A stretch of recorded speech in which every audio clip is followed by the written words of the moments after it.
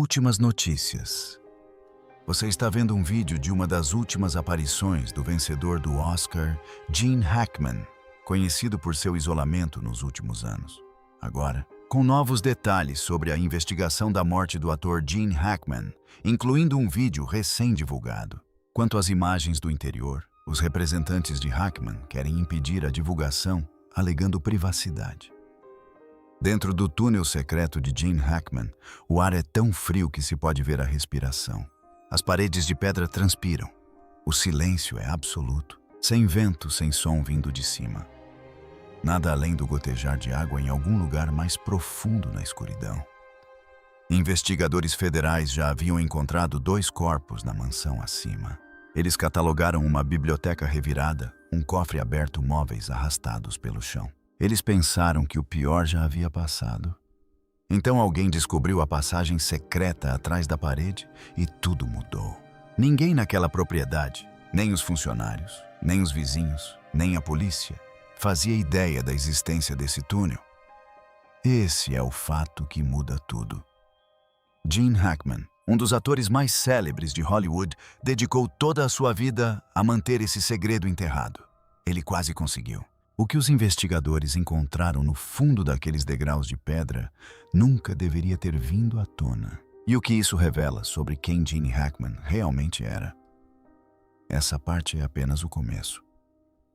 A brecha, 26 de fevereiro de 2025, 11 horas da manhã. Um comboio de veículos federais parou em frente a portões de aço reforçado, escondidos no meio da floresta, nos arredores de Santa Fé, Novo México. Por trás daqueles portões, ficava uma propriedade de 4 milhões de dólares. A residência particular de Gene Hackman, ator de 95 anos, vencedor do Oscar, e de sua esposa Betsy Arakawa, de 65 anos. Ninguém os via ou ouvia falar deles há dias. Nenhuma ligação era atendida, nenhum funcionário aparecia para trabalhar. Silêncio total em uma propriedade que, em circunstâncias normais, funcionava como uma pequena instalação militar. Eis o que ninguém percebeu a princípio. Foi um faz-tudo que deu o alarme, não um familiar, nem um amigo. Um faz-tudo que disse aos policiais que acreditava que o casal havia morrido lá dentro. Os portões tiveram que ser arrombados, as fechaduras cortadas, e só isso já indicava aos agentes que algo estava muito errado. Não se tratava de uma propriedade onde alguém acidentalmente deixou uma porta aberta. Tudo neste complexo foi projetado para permanecer selado, a menos que alguém de dentro decidisse abri-lo. Quando os policiais entraram, esperavam algo trágico, mas rotineiro. Não vejo nenhum sinal de trauma por objeto contundente. É estranho que ambos estivessem assim, cara. Um casal de idosos isolados falecendo tranquilamente em seus últimos dias. O que encontraram foi tudo menos rotineiro. Gene Hackman e Betsy Arakawa foram encontrados mortos dentro da mansão junto com seu cachorro. As autoridades confirmaram posteriormente que Betsy havia falecido cerca de uma semana antes de Gene. A causa da morte dela, uma grave infecção viral. A dele, insuficiência cardíaca com fatores contribuintes, causas naturais. Caso encerrado oficialmente, mas a cena não correspondia à documentação. Pare e pense no que isso significa. O departamento do xerife de Santa Fé afirmou ao público desde o primeiro dia que não havia indícios de crime. A linguagem padrão servia para encerrar o assunto. Mas nessa mesma declaração, eles admitiram que a cena era suspeita o suficiente para exigir uma busca forense completa em toda a propriedade. Sem indícios de crime, mas suspeita o bastante para acionar equipes federais, com especialistas em imagens térmicas e perícia forense. Essas duas declarações não condizem, e a cronologia dos fatos levanta questões que ninguém respondeu. Betsy morreu uma semana inteira antes de Gene, 7 dias. Isso significa que Hackman, um homem de 95 anos, ficou vivo naquela casa com o corpo da esposa por até uma semana sozinho, sem pedir ajuda, sem tentar contatar ninguém. Betsy Hackman a procurava antes de morrer. E este é o relato em primeira pessoa dos policiais ao encontrarem o casal morto em casa. O que leva um homem a ficar em silêncio por 7 dias em uma casa com um ente querido morto? Medo de ver ou a consciência de que pedir ajuda significaria deixar estranhos entrarem? e estranhos encontrariam o que estava escondido embaixo. Antes que esta história prossiga, se ao menos metade do que os investigadores encontraram sob esta propriedade se confirmar, esta se tornará uma das descobertas mais perturbadoras ligadas à morte de uma celebridade na história moderna dos Estados Unidos. Se você ainda não é assinante agora, é a hora, porque o que vem a seguir só piora. A fortaleza acima. Para entender o que o FBI encontrou no subsolo, é preciso entender o que havia acima dela. A propriedade de Gene Hackman não era uma casa. Era uma instalação. Floresta densa por todos os lados, imponentes muros de pedra ao redor do perímetro. Sensores de movimento em todos os pontos de acesso. Câmeras térmicas, vigilância 24 horas por dia, que rivalizava com centros de detenção secretos do governo. Os funcionários foram cuidadosamente selecionados, avaliados e vinculados por acordos legais tão rigorosos que nenhum deles jamais falou publicamente sobre o que acontecia dentro daquelas paredes. Pense nisso por um segundo. Décadas de funcionários jardineiros, zeladores, trabalhadores de manutenção e nenhum vazamento sequer. Na era das redes sociais, esse tipo de silêncio não acontece por acaso. É imposto. Os pedidos de alvará de construção para o imóvel foram devolvidos com informações ocultadas. Os registros do imóvel apresentavam lacunas que nenhum funcionário conseguiu explicar. Uma pesquisadora da Sociedade Histórica de Santa Fé passou meses reunindo registros de terras da propriedade e então simplesmente parou. Parou de atender ligações e nunca publicou nada. Ninguém sabe o que ela descobriu ou quem lhe disse para parar de procurar. Eis o que ninguém esperava ao finalmente ultrapassar aqueles portões. O interior era deslumbrante. Corredores repletos de obras-primas originais móveis que datavam de séculos atrás. Lustres que, segundo rumores, adornavam antigos palácios. Jardins repletos de espécimes botânicos tão raros que existem em menos de uma dúzia de lugares na Terra. A doutora Helena Vasquez é historiadora da arquitetura na Universidade do Novo México e posteriormente atuou como consultora na avaliação da propriedade. Quando analisou a planta da propriedade, pela primeira vez ficou em silêncio. Depois comentou: "Já documentei propriedades em todo o Sudoeste. Esta foi projetada como um museu construído dentro de um complexo militar. A beleza era inegável, mas as medidas de segurança também eram. Essa combinação só acontece se alguém estiver protegendo algo específico." Ela estava certa. Imagens da câmera corporal divulgadas após uma rara decisão pública de um juiz mostram os policiais entrando na mansão. O silêncio é imediato e pesado. Mas o que incomodou os agentes não foi o silêncio em si, e sim a evidência de que alguém estivera ocupado antes da chegada deles. Móveis arrastados pelo piso de madeira, livros retirados das prateleiras e empilhados incorretamente, gavetas entreabertas. Um cofre no quarto aberto e vazio. Alguém havia vasculhado aquela casa em busca de algo ou tentando esconder alguma coisa. E então, os agentes entraram na biblioteca. A descida. Atrás de uma seção da parede da biblioteca particular de Hackman, escondida com tanta precisão, que seria possível ficar naquele cômodo 1000 vezes sem perceber, os agentes federais encontraram um mecanismo oculto. Não era uma estante com dobradiças, nem uma trava atrás de um quadro.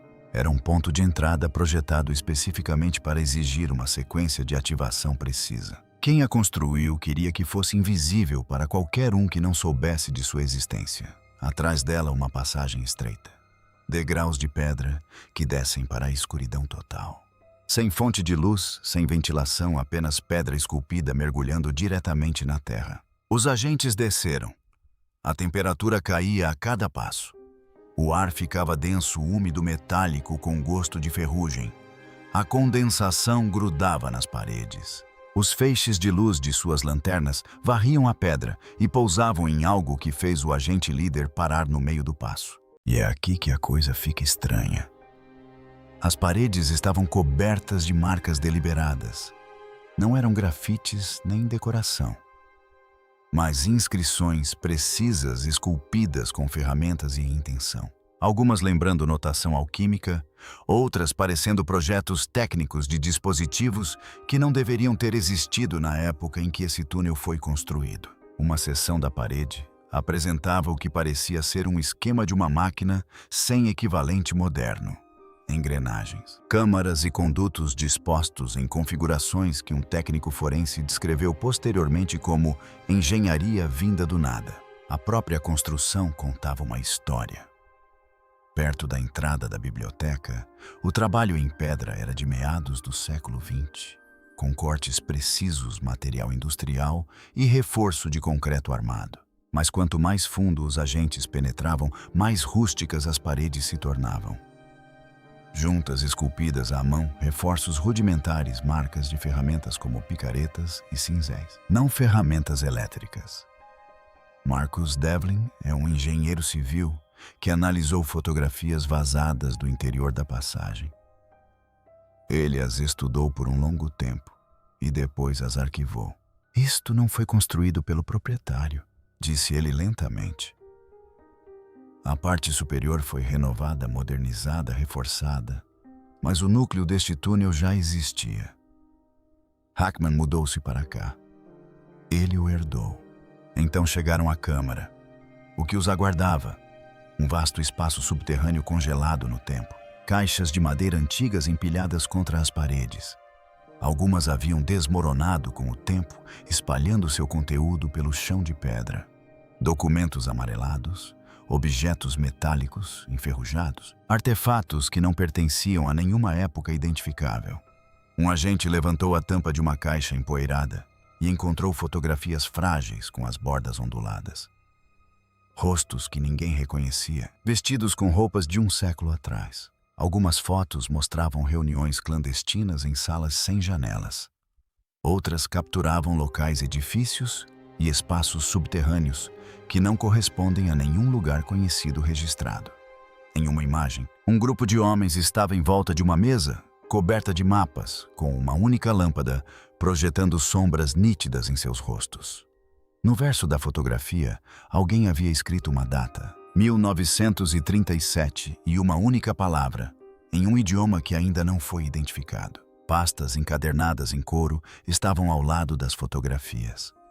Datas codificadas, nomes ocultados, trechos descrevendo eventos deliberadamente apagados de registros oficiais. Algumas páginas haviam sido parcialmente queimadas. Alguém tentou destruí-las, mas desistiu. Outros documentos traziam emblemas ligados a organizações que haviam sido oficialmente extintas décadas atrás. O volume de material era impressionante. Os agentes estimaram que poderia levar anos para catalogar tudo o que havia naquela câmara. O chão não era apenas pedra empoeirada. Estava marcado com padrões circulares. Desenhos intrincados e meticulosos que, vistos de cima, lembravam mapas celestes. Cartas estelares esculpidas no chão por alguém que sabia exatamente o que estava fazendo. Não eram aleatórios nem decorativos. Esses padrões correspondiam a alinhamentos astronômicos específicos, constelações, posições planetárias e órbitas traçadas com precisão, exigindo conhecimento matemático avançado. Quem os esculpiu não estava chutando, estava mapeando algo, ou marcando algo para alguém que viria depois e saberia interpretá-lo. Eis o que ninguém percebeu até a segunda equipe passar. As ferramentas recuperadas das caixas eram igualmente incorretas. As inscrições não correspondiam a nenhum fabricante ou período conhecido. Os mecanismos internos eram tão precisos que exigiriam uma tecnologia de fabricação inexistente na época da construção do túnel. Um dos dispositivos, um cilindro de metal do tamanho da palma da mão, com anéis internos giratórios, parecia não ter juntas nenhum método visível de montagem, como se tivesse sido fundido em uma única peça. Uma façanha que as técnicas metalúrgicas atuais ainda têm dificuldade em replicar nessa escala. O Dr. James Whitfield passou 19 anos como analista forense do FBI, processando provas sigilosas antes de se aposentar. Ao revisar os detalhes publicamente disponíveis deste caso, sua voz mudou, ficou mais baixa. Quando uma agência fica tão silenciosa tão rápido, significa uma de duas coisas, disse ele. Ou não encontraram nada, e estão constrangidos, ou encontraram algo tão significativo que a discussão sobre a divulgação ultrapassou os limites da equipe de investigação. Já vi os dois casos.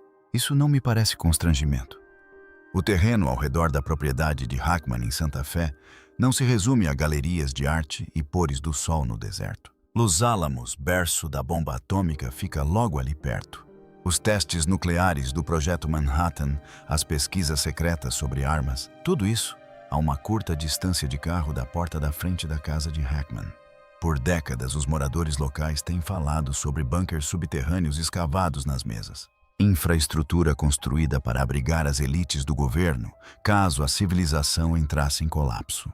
Pedidos de acesso à informação confirmaram que extensas construções subterrâneas ocorreram aqui durante a Guerra Fria. Qual a extensão? Ainda é informação confidencial. Richard Payne é um consultor aposentado do Departamento de Energia que trabalhou em avaliações de instalações no norte do Novo México durante a década de 1990. Ele escolheu suas palavras com cuidado. Existem sistemas sob essas mesas construídos para durar mais que a superfície, disse ele. Alguns foram desativados, alguns foram selados, alguns foram simplesmente esquecidos, desconectados de todos os registros oficiais. Eis o detalhe que muda tudo. O aço naquele túnel era de grau militar. Ele disse de imações. O espaçamento dos rebites correspondia às técnicas de construção de instalações governamentais de alta segurança construídas na década de 1950. Uma adega não é construída como um cofre de banco. Um depósito não é selado por dentro, mas sim como um ramal esquecido de uma rede governamental secreta, o que muda completamente a escala do que estamos lidando. Os vizinhos sempre sentiram que algo estava errado. Margaret Calloway foi proprietária do imóvel vizinho por 22 anos.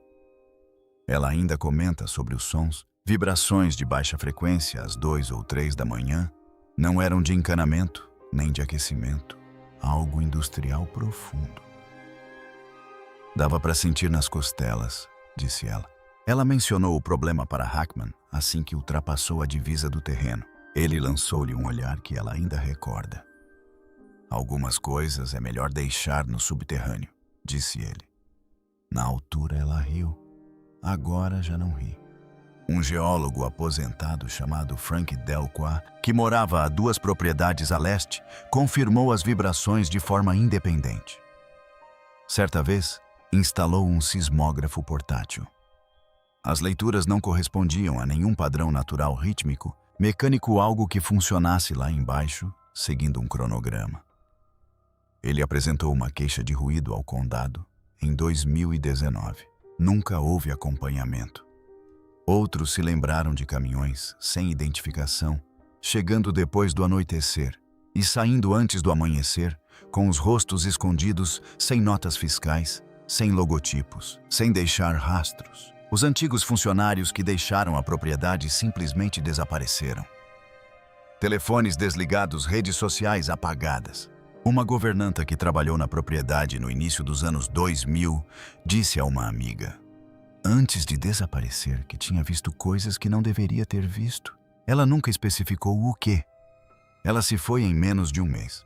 E veja só, durante as reformas que expuseram a entrada do túnel, os operários encontraram um sistema de comunicação secundário embutido nas paredes da propriedade. Não era uma linha telefônica, nem um cabo de internet. Era um sistema de circuito fechado que conectava a casa principal diretamente à câmara subterrânea. Uma fiação que antecede as telecomunicações modernas em décadas, mas que funcionava. Estava em manutenção e em operação. Alguém manteve essa linha ativa por anos, comunicando-se com o que quer que estivesse lá embaixo, em um canal que não podia ser monitorado ou interceptado. Em uma casa já equipada com sistemas de vigilância de última geração, esse sistema estava completamente fora do radar. Uma linha fantasma. Quem estava do outro lado? O homem que construiu o silêncio. Eis o que as pessoas esquecem sobre Gene Hackman antes da fortaleza, antes do silêncio, antes de ele desaparecer completamente da vida pública. Ele era uma das presenças mais genuinamente calorosas do cinema americano.